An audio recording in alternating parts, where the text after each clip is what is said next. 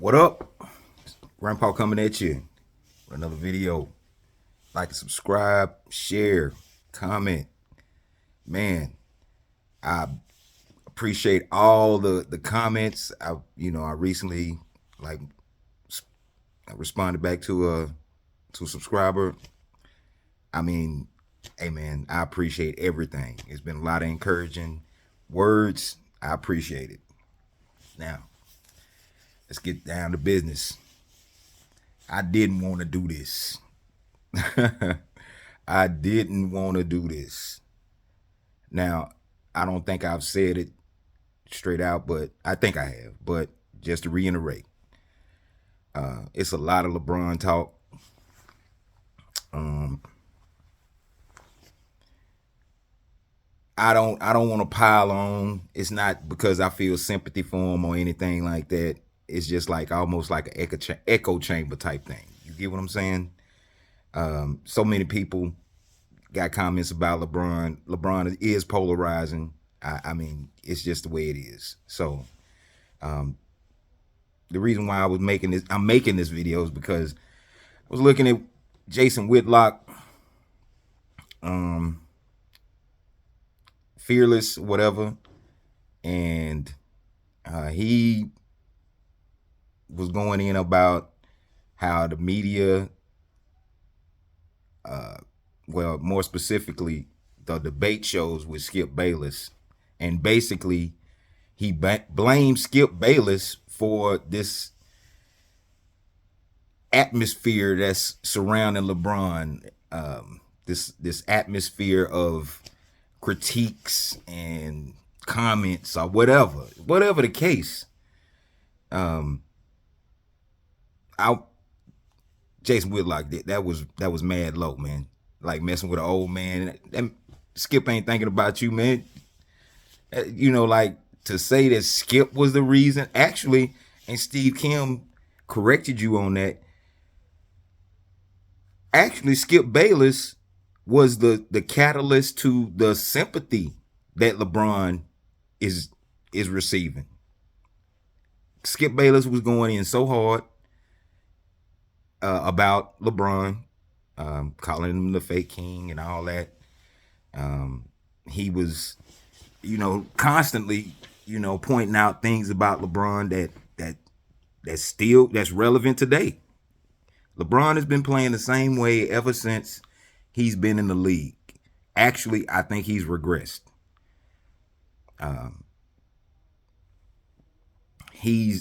Okay. Look, we're gonna start off at the beginning, like I like to do.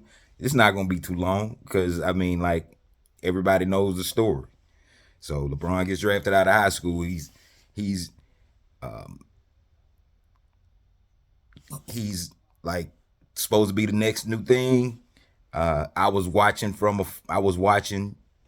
trying to see what was going to happen because like at the time that was a new influx of NBA players coming through that was straight out of high school.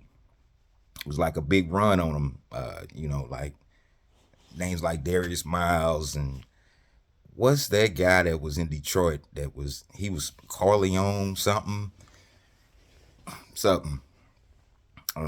It was a lot of high school players that came out that didn't hit, but then it was some that hit. Kobe, Garnett, T Mac.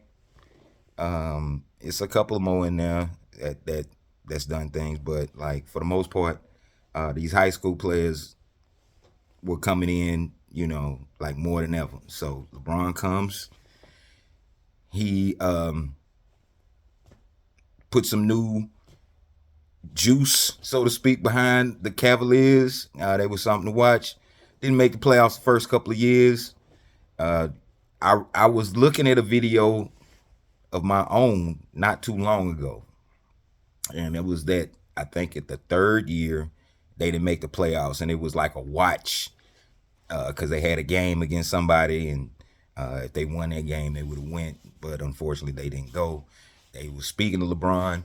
LeBron was at that time he took credit. He took responsibility for not making the playoffs.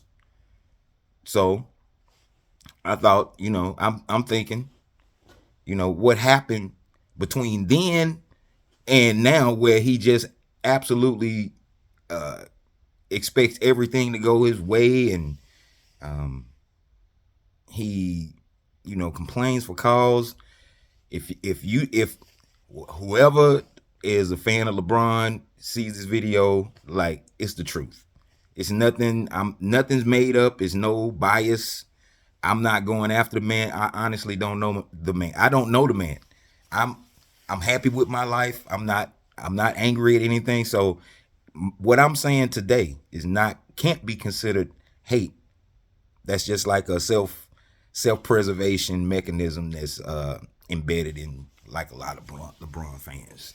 If I can stand in like a whole barbershop full of LeBron fans and say what I say on video, I can definitely. I mean, in front of people, real, like in real life, I can sit up and say it on a video. So here we go again. Let's continue. So makes the playoffs. Has his first series win against Washington. Goes on. Then they get knocked out. Then they come back the next year. LeBron, the team goes to the finals. Now, it's a lot of talk about him carrying a bunch of bums, which is a discredit to those NBA players that was playing at the time. Carrying a bunch of bums to the finals, dragging a bunch of bums. It was actually the other way around, because the team was one of the highest defensive rated teams in the NBA that year.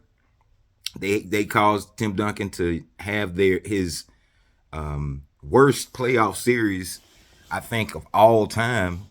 I don't think he's ever played that bad, but they had some big men that could play with him. They had Ilgauskas, Zydrunas Ilgauskas, used to call him Big Z. Big Z was a very serviceable, not even serviceable is kind of downplaying. He was one of the top big men in the league around that time. He started falling off toward the tail end of LeBron's career in Cleveland the first time, but like from the time he got there to the time he bounced, Ilgauskas was a factor in the offense of whenever he was playing. He was a pretty good rebounder. He was a little tough, but they try to act like he's chopped liver. Larry Hughes was on that team. Larry Hughes, self research facts. Guy on YouTube, he brings a lot of numbers. I've watched a couple of videos. He was saying that Larry Hughes was comparable to Scottie Pippen. Just to say that's in some pretty good company, right? And he had Boobie Gibson. Boobie Gibson wasn't too. I mean, like he was better than Smush Parker. He was better than Smush Parker. So LeBron had something to work with. So then the big three come, because he knocked Detroit off. Detroit was the team that was knocking him off at first. Then it went into Boston. Boston with KG, Ray Allen, Paul Pierce. That team, they knocked him off. So then he tries again, fails. Now the circumstances of LeBron leaving Cleveland, it was a lot of stuff going on. Me and my mom used to joke about it all the time. Delonte West thing. Everybody, I don't need to go into it. It's been talked about enough. But they say that was the major factor outside of him not being able to get over the hump against Boston. Was the reason why he went to Miami. Now, the announcement thing, I wasn't really with it. I thought it was a little self-aggrandizing. That's whatever, different. He's a younger cat. So, I mean, I was just going with it. Sitting up watching it, the build up to it. He bit, Kobe's line for, taking his talents, because Kobe said the same thing on his announcement when he was going to the NBA. So LeBron has always been a biter. It's all good. You know, sometimes people don't have original ideas in their head. They gotta have some inspiration. So we'll just go with that. So he goes to Miami, catches a lot of flack. He's the villain in the first time of his in for the first time of his career, and he handled it a little bit. They play Dallas. We know what happened with that. Dirk wins his first championship, puts the Heat in their place. You know what I'm saying? So that disappointment. Then come back the next year. They win it. Then they win it again the next year. So then Dwayne Wade started breaking down. Dwayne Wade breaks down. LeBron hits the exit. And it was outside of that. The cookie thing, that was a story I heard recently. Man, if he left because Pat Riley took the cookies, oh, that's all I can say.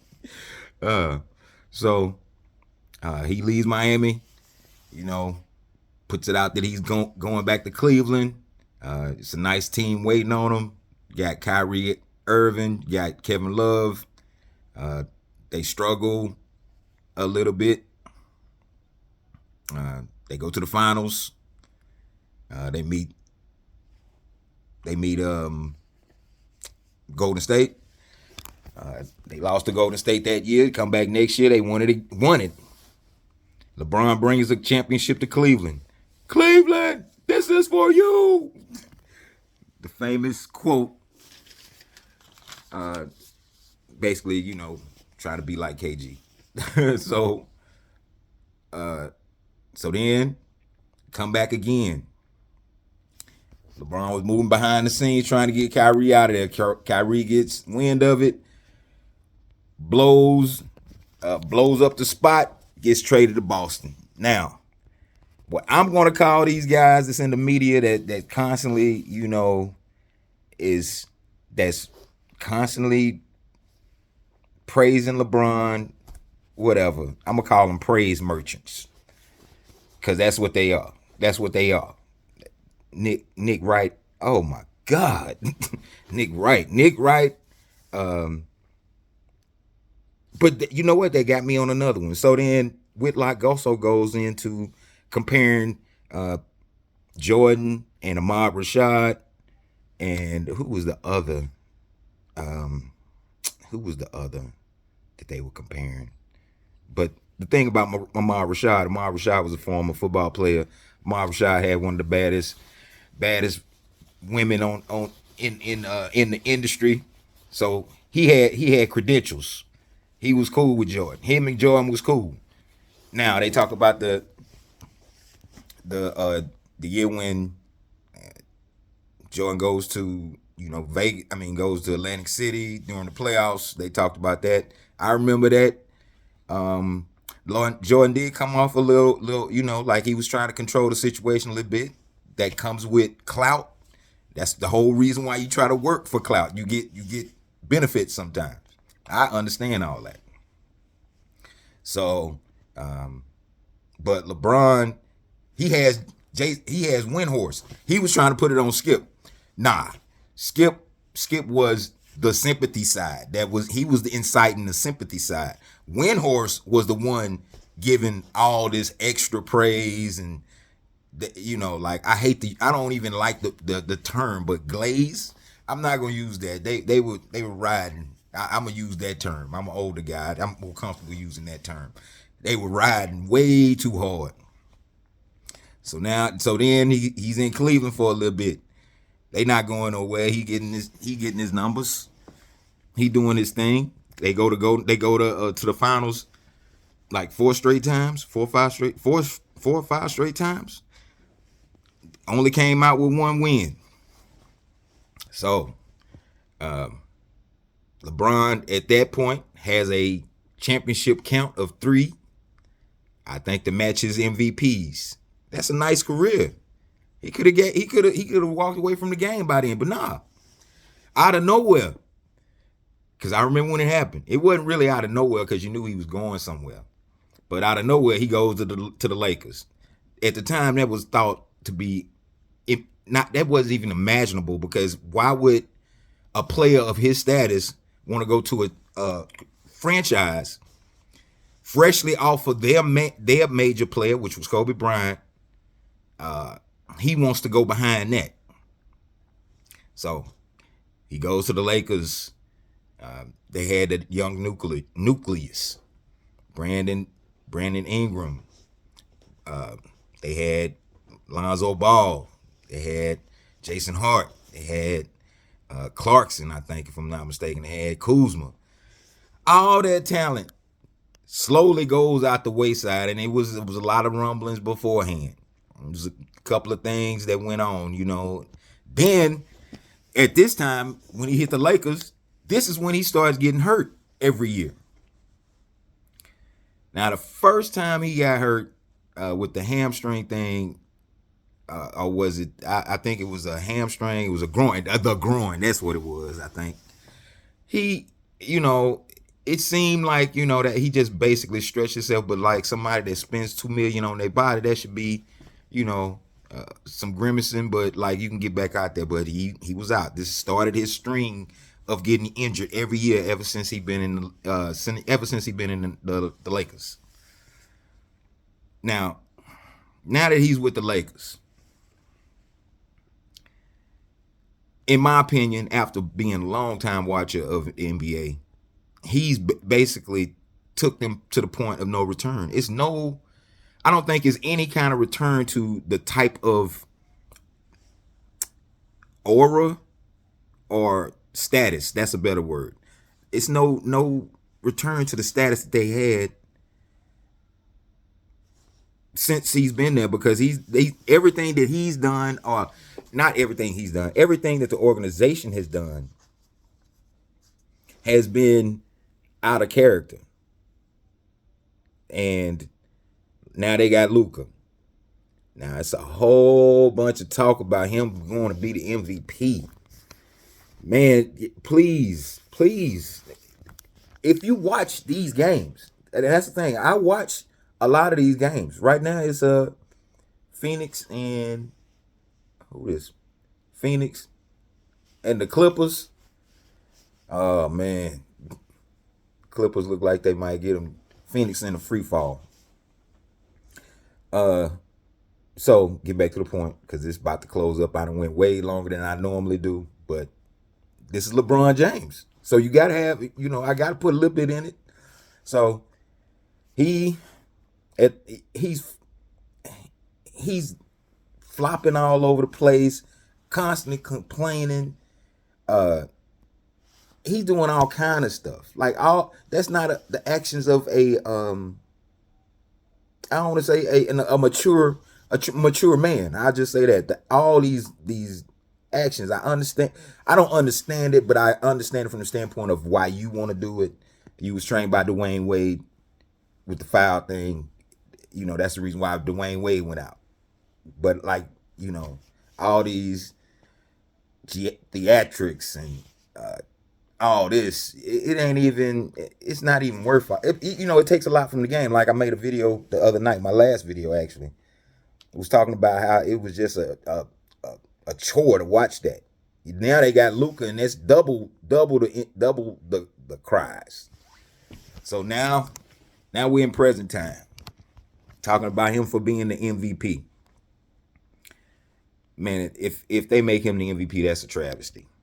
I understand the man doing work on the basketball court, but it's not as much work as you would think. It's not even comparable to when Jordan was playing at that age. Jordan was playing defense. Jordan was moving. Now, I ain't saying he was old school Jordan. No way possible he could be. But he was doing a lot more than LeBron doing. And if you can't deal with that, then I don't know what to tell you. So this is one specific LeBron video that I'm making that just want to let you know it's not going to be too many unless they move up into the finals and go to the finals, which would be a travesty. But I had to get this off because, excuse me, it's just so much talk about today. It was today about him being MVP. That cannot be. That cannot be. With the younger guys that's doing work, you gonna try to anyway. So that's all I got. I exhausted myself on this. Hey, watch it. If you got something to comment, hit me with it. I'm ready. I'm speaking to LeBron boys. So peace out.